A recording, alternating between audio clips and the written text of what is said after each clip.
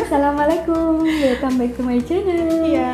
Iya, Mbak Sela, kita masih mau lanjutin Iya. perbincangan yang sebelumnya nih. Kalau yang sebelumnya kan kita ngobrolin tentang tipe-tipe dosen, seperti apa kriteria mereka dan gimana cara menghadapinya. Kalau sekarang kita mau ngomongin tentang apa, Mbak Sela? Tentang sebenarnya mahasiswa yang disukai dosen tuh kayak apa dan yang agak dihindari, ya dihindari. Kalau saya bilang nggak disuka nanti nggak ada lah, semua dosen pasti suka kok sama mahasiswa. Iya. Yang dihindari itu seperti apa? Oke, kita ngomongin yang disukai aja dulu ya. Iya. Yang dari dosen tuh apa sih yang disukai dari mahasiswa? Yang pertama apa, Mbak Sela? Yang pertama kita semua ya dosen-dosen itu lebih menyukai mahasiswa yang disiplin. Dia tahu kapan dan apa yang harus dilakukan gitu loh. Karena ya memang tugasnya mahasiswa untuk kuliah itu apa sih gitu kan? Iya, Kalau nggak benar. mengerjakan tugas terus kemudian mereview kembali materi-materi yang disampaikan kan itu. Ya, betul. Disiplin, terutama kalau waktu datang kuliah kayak gitu ya, ngumpulin tugas seperti itulah. Ya, Itu kurang yang lebih kita itu. sukai. Yang kedua adalah yang jelas ini rajin pangkal pandai. Bikin pangkal pandai. Oke. Ya, yang rajin lah. Dalam arti saya selalu mengibaratkan mahasiswa itu jangan sampai datang ke kelas itu seperti kertasnya kosong. Ah, Itu betul. yang selalu saya tekankan kepada mahasiswa, karena kalian bukan anak SMA gitu kan. Yang Betul. kami itu mentransfer ilmu, tapi kalian itu harus sudah baca dulu Iya. ke kelas, kemudian mengafirmasi apa yang kita sampaikan. Jadi paling nggak enak suasana di kelas itu kayak krik krik krik krik gitu Nah, ya. Ketika itu. kita tanya, mahasiswa diem aja semuanya. Nah, masuk ke kelas, kita temanya apa hari ini? Nah, Lupa. itu yang sering deh banyak mahasiswa yang Itu gitu. sering banget kayak gitu. Jangan dilakuin ya teman-teman. Oke, kemudian yang ketiga, Yang ketiga adalah yang aktif. ya betul, aktif.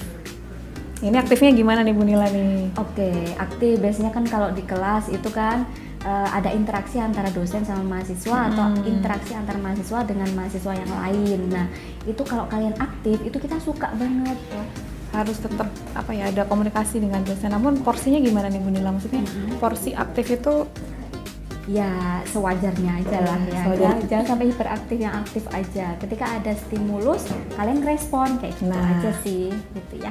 Oke, kemudian yang keempat, yang keempat adalah yang responsif. iya responsif. Ya itu tadi ya, hampir sama. Hampir ya? sama. Hampir sama. Ya ketika dosen ingin ada sesuatu saya dapat feedback itu dari mahasiswa, kalian segera kasih respon. Betul. Ketika dosen tanya ya langsung dijawab. Atau mungkin ketika ada sesuatu, nggak harus tentang materi juga sih teman-teman. Responsif itu tentang kondisi kelas juga Nah, ya. ini yang ingin saya tekankan juga sih. Nah, misalkan kondisi kelas tuh berantakan misalkan ya, ada kursi berceceran di mana-mana nggak rapi gitu ya. Atau papan tulis ketika kita mau memulai kuliah itu kotor gitu ya, dibersihin tanpa harus disuruh gitu loh ya, diberesin kursinya tanpa harus disuruh, itu namanya responsif. Kalau ada teman-teman yang minta bantuan, ya segera dibantu, itu namanya responsif teman-teman. Iya, betul.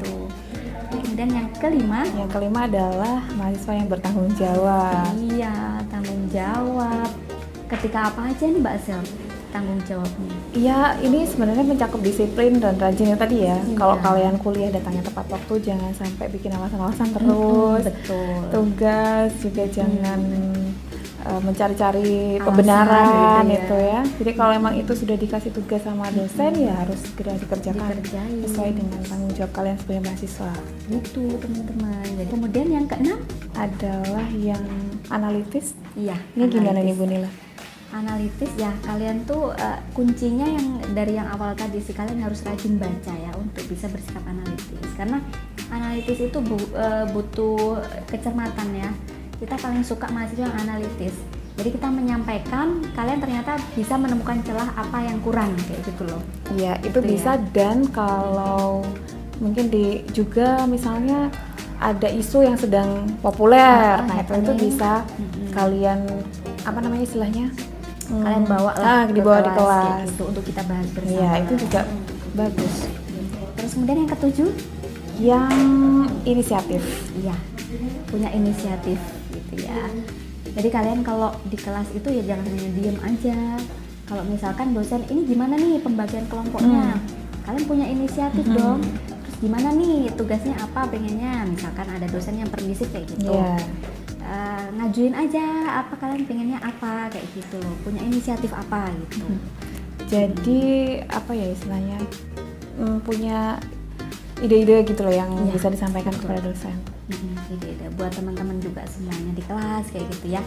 Nah, oke, ini yang kita sukai dari mahasiswa. Terus kemudian Yang kita hindari, kalau bisa jangan deh kayak gini, kayak gitu loh ya. Kita agak bisa membuat mood kita sedikit berkurang nih. iya.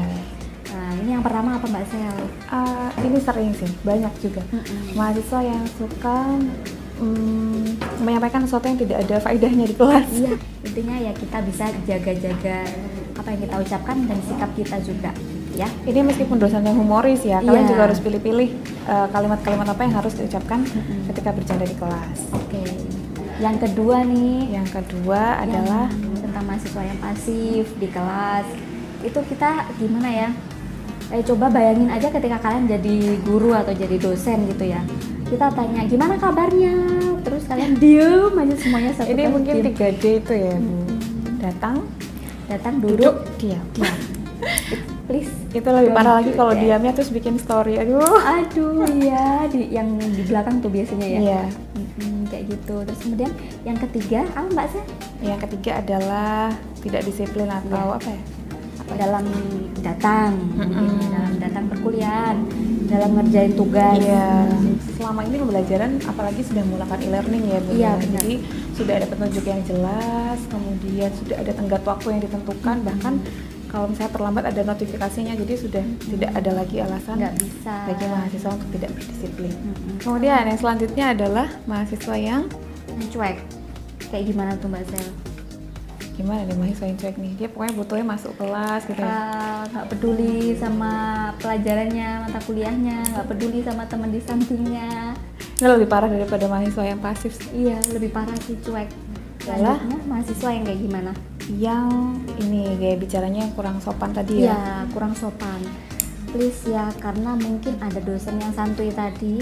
Yang santuy itu juga tidak melulu kalian tuh bisa berkomunikasi yang non formal ya teman-teman. Jadi meskipun dosen itu santuy atau permisif, kalian tetap harus menggunakan gaya komunikasi yang formal, yang sopan kayak gitu Iya. ya. Oke, yang selanjutnya Adalah yang berlebihan dalam apapun ini ya. iya, yang berlebihan. Jadi ketika di kelas ya sewajarnya aja, bercanda ya sewajarnya, menanggapi ya sewajarnya. Jadi jangan terlalu berlebihan dalam hal apapun gitu ya. Itu sih. Jadi apa yang harus kalian lakukan dan apa yang harus kalian hindari ketika menjadi mahasiswa di kelas gitu terutama ya. Oke, terima kasih. Itu aja, mudah-mudahan bermanfaat untuk teman-teman semuanya ya. Terima kasih Mbak Sela. Iya, udah lagi-lagi. Yeay. Assalamualaikum warahmatullahi wabarakatuh.